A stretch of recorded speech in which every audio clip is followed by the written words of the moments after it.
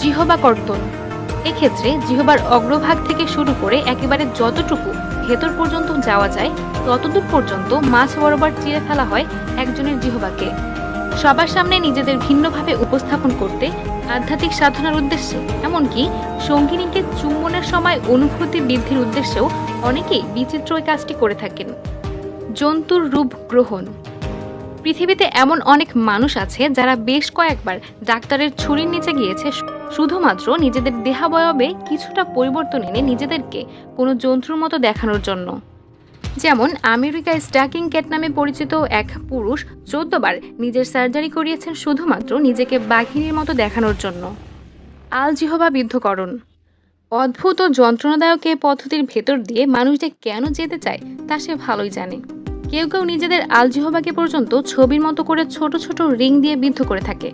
অবশ্য এটা বেশ দুর্লভ।